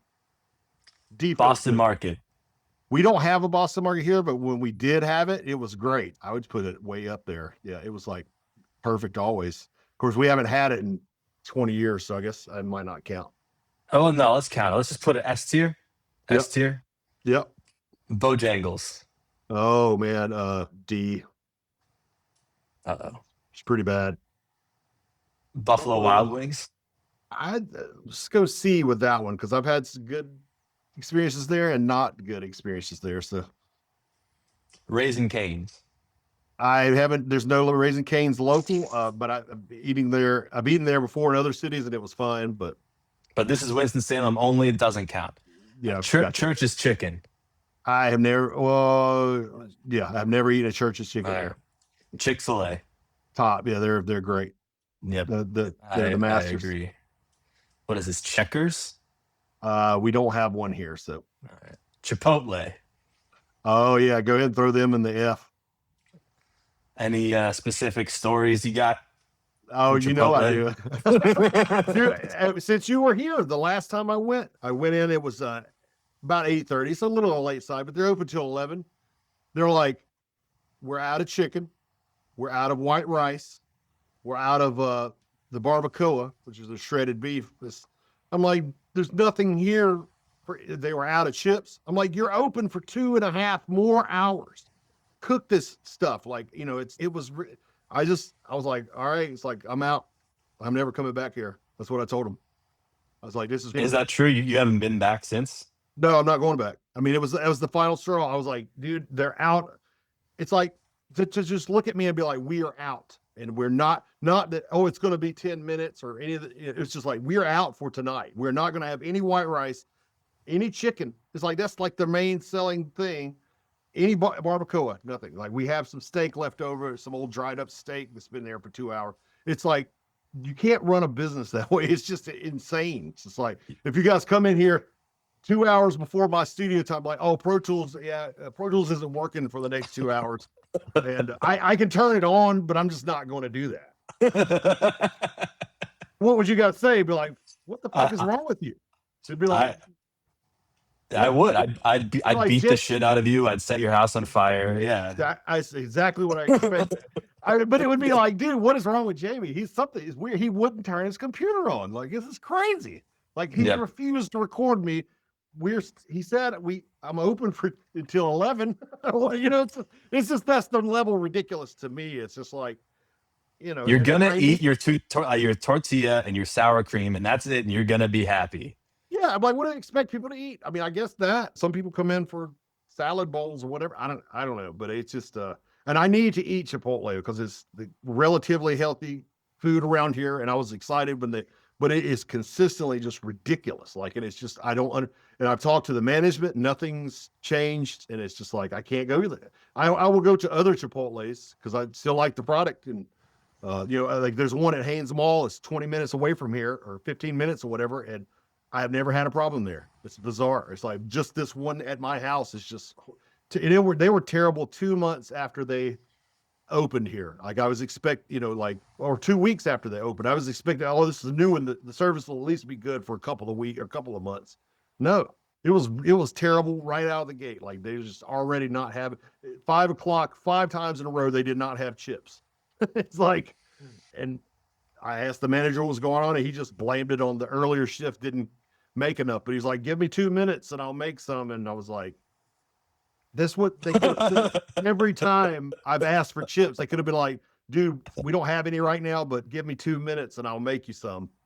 And I would have been like, okay.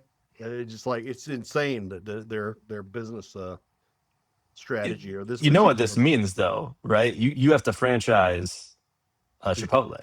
Yeah, you have to take over that franchise and do it right. Yeah, and they get paid more than every other restaurant around here. I know this. You know, like they were part of that whole like $15 an hour thing. They're getting paid almost double what all the other fast food workers around here, and they still will not wrap a burrito for you like it'd be like kind or like pleasant at all. Like, it's unbelievable. I'm like, dude, how much do you need to get paid to wrap this tortilla? It's just, I guess $30 an hour. I don't know. Anyway. Once I'm diagnosed with cancer, I'm going to start running my Yukon through some of these businesses, and they will be number 2 on my list. Taco Bell's number 1. They will be number 2. But wait, don't play spoiler. We still got to get to Taco Bell. Come on. Okay, let's go through. Let's go through the list. Let's go through the list. CC's. I don't eat there, but let's give it a B. I think the service is fine. I mean, it's a buffet. I mean, it can't really be that. Yeah, you don't talk to people, right? So it's got, yeah. Cookout's usually pretty good. Let's give them an A. Yeah, I had a weird experience at the Cookout in Winston-Salem. Did you really? Well, I mean, a random lady came up to Kyle and was asking what his racial mix was, and he's just a white guy. That's the homeless. You met the homeless population. And that's a recent thing. That wasn't here 5 years ago. It's bizarre. I don't know. It wasn't here 3. It may have been here 3 years ago. I don't know, but yeah, that's they hang out right there at the Cookout for whatever reason. I guess they just people throw them free burgers or something from those. Yeah, it was an interesting experience for sure. Domino's. Domino's is fine. I don't eat it, but yeah, give them a B or whatever. Dairy Queen. Dairy Queen's pretty bad. Let's put those in the D category. Firehouse Subs. C. I love Firehouse Subs or whatever, but it's just hit and miss. Like, sometimes it goes perfect, and other times it's just like the people don't know how to ring your order up and stuff. So I guess that's got it. Makes sense. Five Guys. Let's give them an S. They're really good usually. Of course, you're paying $50 for 2 burgers, so that better be good then. Yeah, it better. Yeah, that's kind of the way I look at it. Like, dude, I just paid $7 for this milkshake. Yeah. Hardee's. There's no Hardee's around here anymore. Oh, There used to be. They used to be good, but yeah, R.I.P. Hi, IHOP. let's do a D, I guess. I've had some not great experiences in there. In-N-Out Burger. Have you ever? I No, mean, you don't have any in we don't Winston-Salem, have right? it. Yeah, unfortunately, and I Jack in like the it. Box also. No No, Winston. yeah. Yeah. Jimmy John's. Jimmy John's is always good. I mean, they're always, yeah. Let's give them an A, whatever. Solid. Good job, Jimmy John's. I love Jimmy John's. So, Yeah, yeah, Jersey Mike's, yeah. Jersey, yeah. Just give them an A. They're not perfect, but they're good. KFC. F. Uh-oh. Yeah, What happened there? there's lower. Oh, it's just horrible. The Winston Salem is the worst. I can't go there. It's another. I mean, I've had clients go there and be like, "What is?" They'll walk in there and you can stand there 10 minutes and they won't acknowledge your existence. And they don't have a touch screen, so you can't like. It's not because they're like, "Oh, well, let's wait till this guy orders on touch screen." They don't have one. They just ignore you. You walk in there and they've done it to me. They've done it to my clients. I mean, it's unbelievable. You go through the drive-through. You can sit in the drive-through. You can order your food and it take 15 minutes. Like, dude, I ordered some like chicken strips and whatever. It's just yeah, they're horrible. I can't believe they're still in business. All right, that's another franchise. And the F tier is just a list of franchises that you have to buy. Little Caesars. Let's do D. Not good. I used to work at Little Caesars, so I'm kind of biased or Mm, whatever. And we had excellent customer service when I worked there for sure. yeah. But once But you left, I still will go to the one in King where I used to work, and it's still good up there. But like I have to drive 10, 15 minutes north. The one that's right up the street from my house, I can't go there because it's terrible. So, jeez, yeah. McDonald's. Dude, McDonald's has been kicking some ass lately. I'm gonna have to give them I'm gonna have to put them in the A category. I wouldn't have done that a year And ago. A, Yeah. McDonald's. This Wow. McDonald's, they stepped it up the past. I noticed we don't go to McDonald's often. I'm trying to eat healthier, so all these I try to avoid most of this stuff. But my kid still loves it, so I will have to go there. And man, they've been I don't know what it is. The new crew is kicking ass. They're really pleasant, and the orders have been right. And I'm like, this is crazy. Like this is unusual. That's ridiculous because all the McDonald's around here, if they're like full of flies, they don't give a shit about you. Like if Yeah, there's something wrong with your order, like they're it's like your burning fault. hell. Yeah. Yeah, yeah. So I mean, I'm glad the tide's shifting in Winston Salem at least. There's another McDonald's that's close to here that I don't go to. That we went through on the other side of town, and it was terrible. It was just like it's just like the obvious, like, I hate you, I hate my life. People working there. Yeah. But these guys put on the show at least. They've got Mm. they've got Chick-fil-A right up the street, so they're probably their manager's like, dude, we're gonna go out of business if you guys don't start acting right. It makes a difference when you're eating food that's going to kill you anyway. You want at Yeah. least someone to deliver it to you with a smile. You know? Exactly. Yeah. How about Moe's? Moe's is I mean, I used to love Moe's, and they used to have such great. Yeah, let's give them an A. I mean, it's not like Hey. the best, but yeah, it used to be the best, some of the best, or whatever here in Winston. But now they've lowered the quality of product, and then it's like the welcome to Moe's used to be like welcome to Moe's. It was authentic, and now Yeah. it's just welcome to Moe's. Yeah. I have to My downgrade because my grandma at the Moe's here, she was visiting and she took a little tumble and cracked her head on the ground at the wow, Moe's and had to go to the hospital. So Moe's is a little bit tainted for me. yeah, I can imagine. She's okay after that, but Was it that their was fault, or was it like it was an no, accident? no. She's just old. I was So gonna say, you guys, this sounds like a lawsuit situation. you would You think, should you would you should at think, least get but some a free dinner next time or whatever, like a free burrito. yeah, they didn't even give us like a free anything.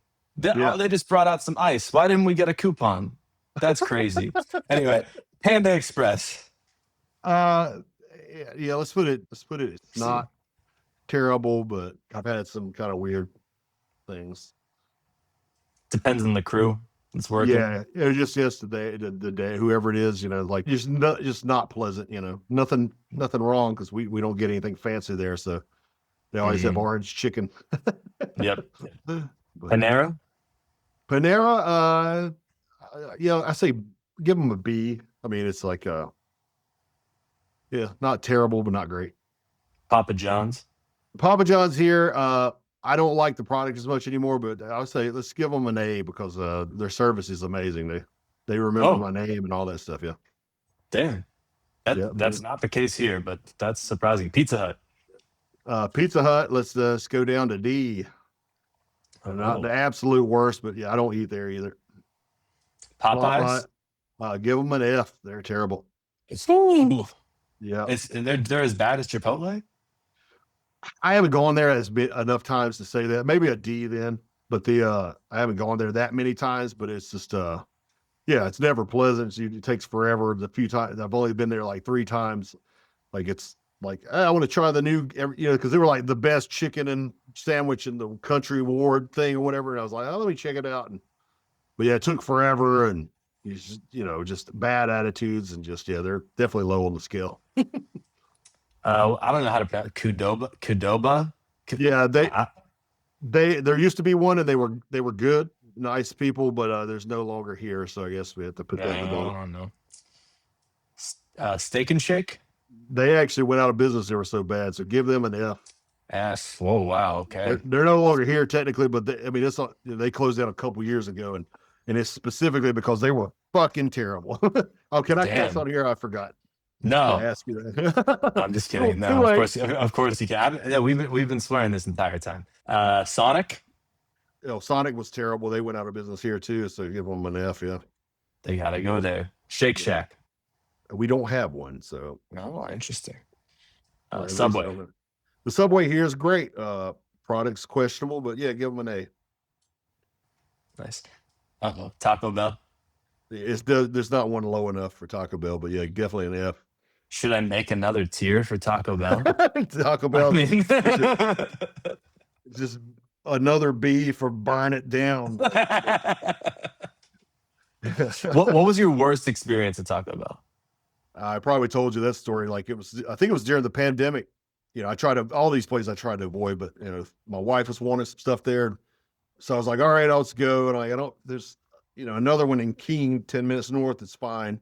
But I was like, well, this was close. I'm in a hurry. And I pulled up to the Taco Bell. There's hardly anybody in the drive through. I'm like, cool.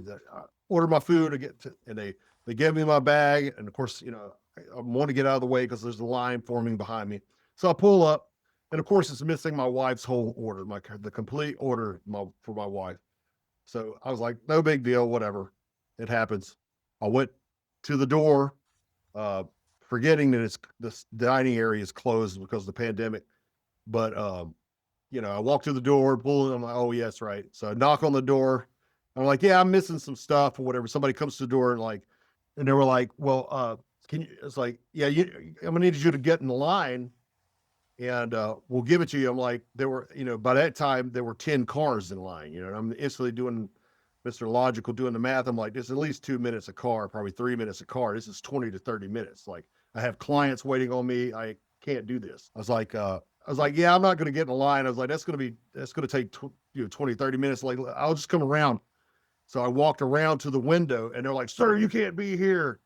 And it's like, you can't stand in the drive through or whatever. And I was like, I'm not getting in the line. It's like, there's 10 cars or whatever. It's like, I got to get back to work. And she's like, well, just come. Whoever I was talking to the second time said, come back around to the door and we'll give you your food. I went back around to the door. Someone else comes to the door. Like, sir, we're going to need you to get back in the line or whatever. And I was like, oh my God, I'm going to run my Yukon through this building. Like, I was like, I'm not going in the line. So finally I went back around and I blocked the traffic.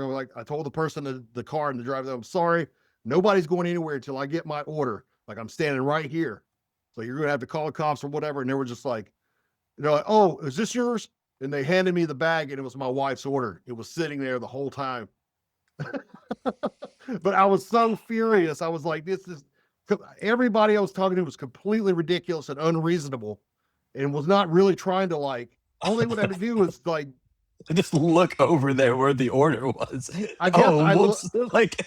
yeah. Why didn't they just bring it out to you? You know what I mean? The first time you made any kind of steak, they should have been like, "Oh, wait, yeah, we forgot to give them the order."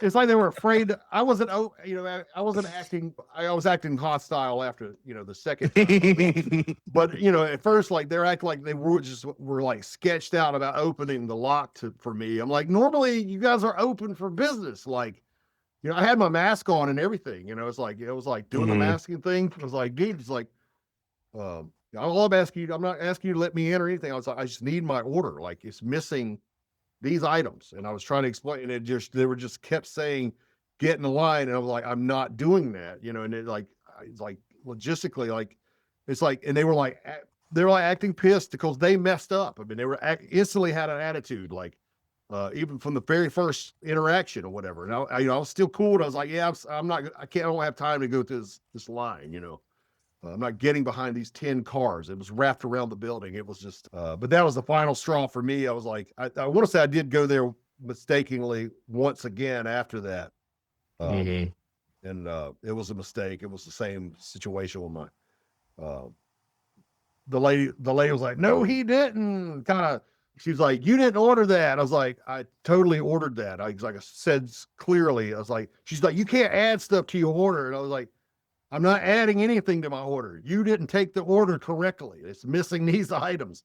And luckily the manager was just like, came out, because I was like, I checked the bag before I pulled up. The manager came over. He's like, what's good? What's the problem? He's like, I'm missing what I ordered. It's like, if I didn't pay for it, I will pay for it. But this is what I ordered through the drive-through. Like, she mistakenly took the order wrong, and she was like wanting to fight me, like, because she took the order wrong. It was crazy.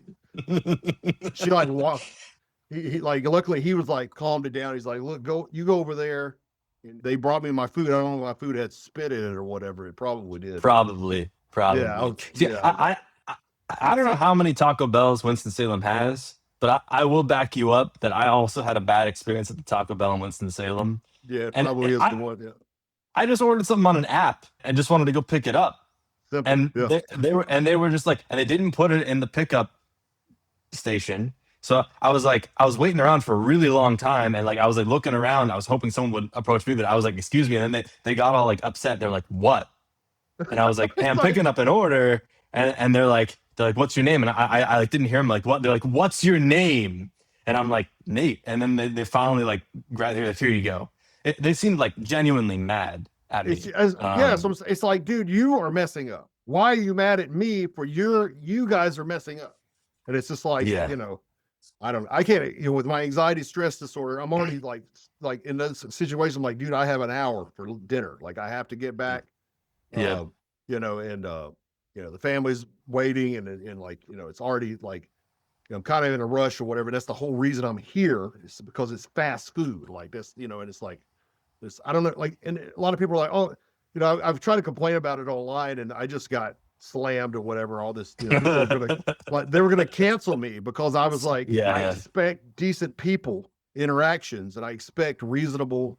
They're like, they're not getting paid enough to basically, they're not getting paid enough to be decent, pleasant people or be reasonable people. Like, I'm not being unreasonable. I wasn't even mad that the order was wrong. I'm like, yeah. it happens. People are humans or mistakes, but I get mad when they're being shitty to They're me mad at for, you for just their asking to mistake. get your order right. Yeah. It's Yep. crazy, and it's like, and then people want to cancel me for me being mad at their mistake. That Oh, you cost think me. that's bad? Wait until they see this tier list. You're gonna get canceled so hard. Yeah, Man, exactly. this is all on video now. Yeah, Whew. I'm done. I'm Like, yeah, done. it's okay. At least you had a good career. All right. What about Whataburger? I'm gonna give them a D.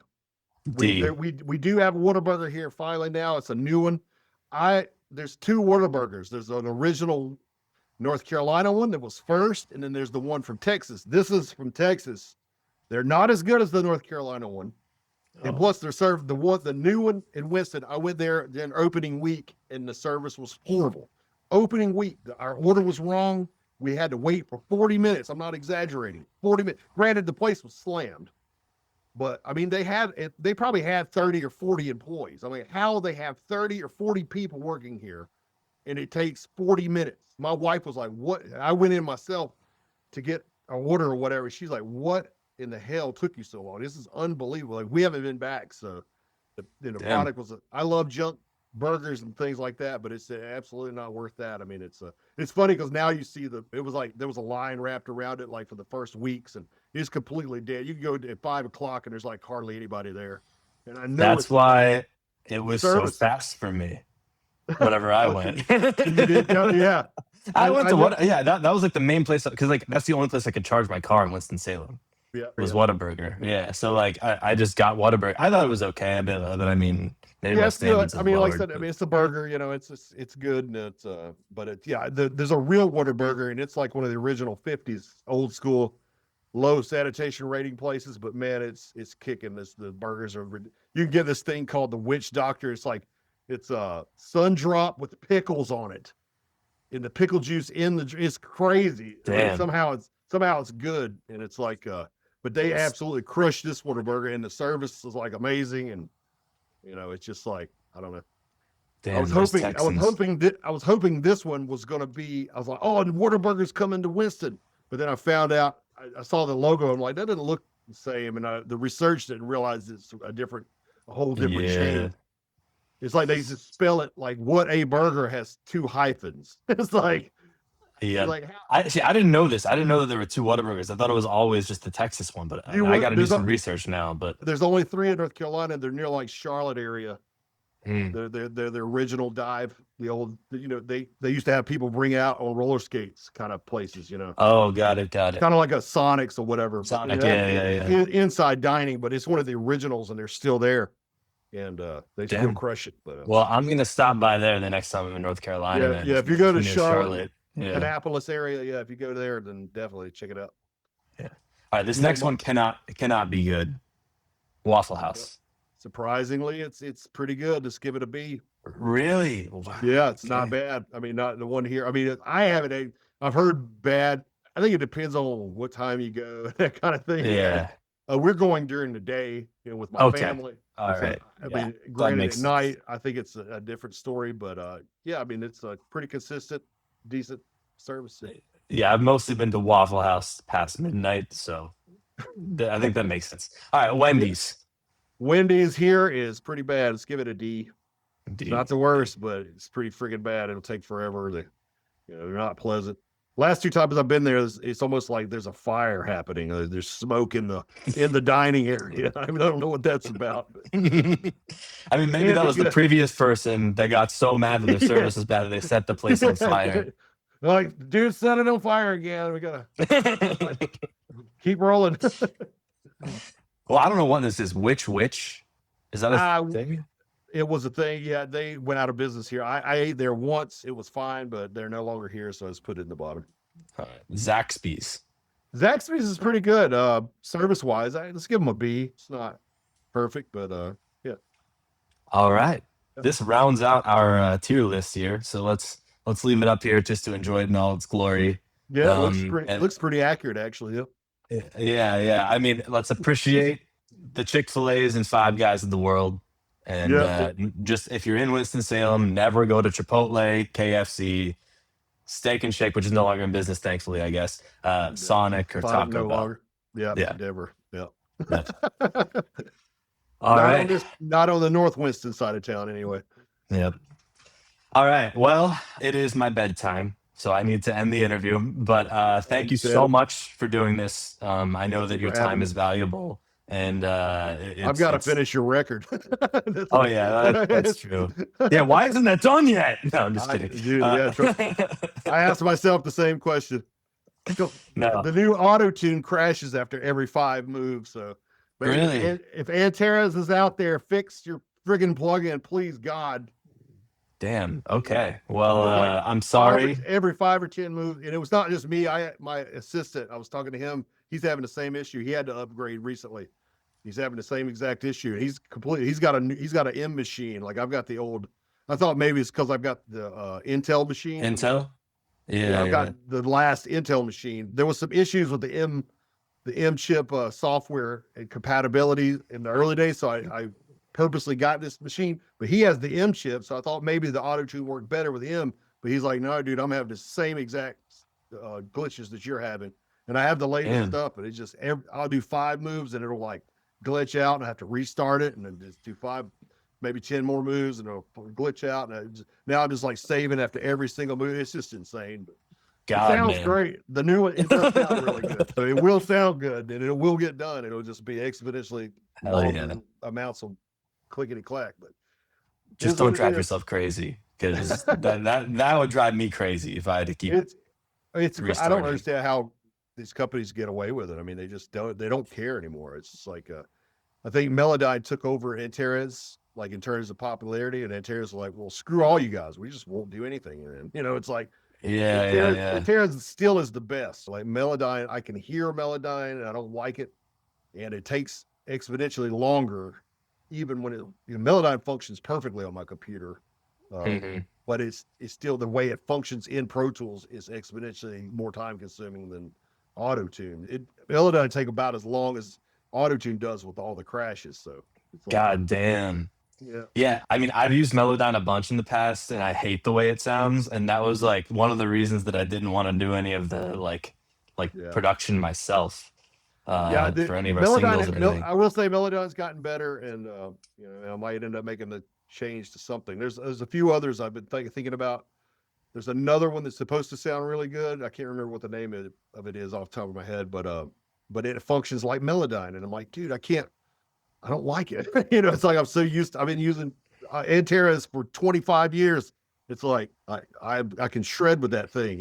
It's like guitar. Like, oh, now we're only going to make guitars with 5 strings and 18 frets. It's like Yeah, you're totally screwing me up. It's like I've been doing this way with this all my life, and you're just like, we don't care. We're not fixing it. Just good luck. well, again, don't feel too much pressure. Like I said in the email, like it doesn't matter. Like no one's waiting on this, so Well, I it think doesn't. your approach is, like I said, it needs to be right. And that's like I said, I hired a guy, and he did a good job technically, but it's still not right. So I'm gonna do it again, and it's worth it to take the time to do it right. There's so many clients who don't see the value in that. Like, oh, our 25 fans can't wait for our first single, so we'll just totally shortchange the whole album. It's like, don't do that. Let's do it right. Like just take an extra Yeah, week and do it right. And it's like, yeah.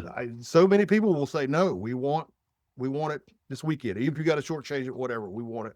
I've had labels do that same thing. Like, I'm like, dude, if I Mm. do this, I'm going to have to not finish the production editing. You realize this. I can get it to you, but it's not going to be done. And they're like, well, do what you got to do. And I'm like, that's crazy. And it's just freaking crazy, but that's the world we live in.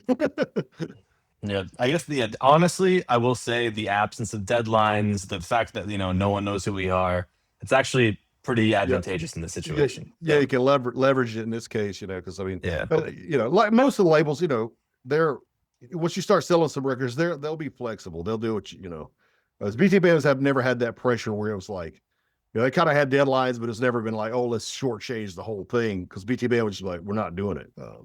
So luckily, I think these days, I think there's more flexibility, and a lot of the labels they have the wisdom now to know they build in 9 months, 12 months lead time. So if there's Yeah, yeah, yeah, yeah. That's but smart. the unsigned artists I'm dealing with, they're like, they think everything can be done in like by noon tomorrow. I'm like, dude, that's not possible. Like, and they just like, it's technically possible if I don't do this, and they will just I'm dealing with a client right now. He's just like, he told me, he's like, just shortchange it. I'm like, all right, whatever. Oh Yep. shit! I just remembered a question that I really wanted to ask you. Okay, I recently just randomly bought a piece of gear off of an old coworker that he listed on Facebook Marketplace, and he was like just asking me how I was doing, what I was up to. I was like, oh yeah, we just like recorded an album with Jamie King, and he was like, oh, my band recorded, or like my band had our first EP mixed by Jamie. Like, Hmm. and this was like years ago. Do you remember the band Even the Slept? Yes. Yep. That was his band. He was the bassist for Even the Slept. Yeah. I'd have to listen to the stuff, but that name is definitely familiar.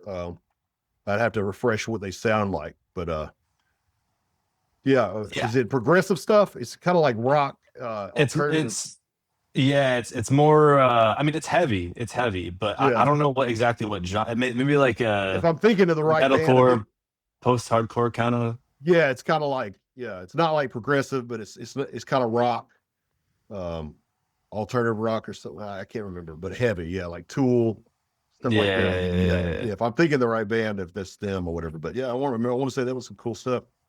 Yeah, they said it was You, like 10 to 15 years ago or something. yeah, it's kind of unique sounding stuff. It wasn't, definitely they Yeah, had their own thing going on. but that was a very That's small just world moment for small. me, you know? Yeah, yeah, it's crazy. But I've done. I mean, I've worked at least, in terms of mastering. I mean, we're talking over 1,000 records, but I'm probably mixed and recorded over 500 at this point. So it gets there's usually like a member of somebody playing with somebody, like at least in the True, older true, generations. true, true. It's just Yeah, yeah. I guess maybe it's not such a small world since you touched like every album known to man at this point.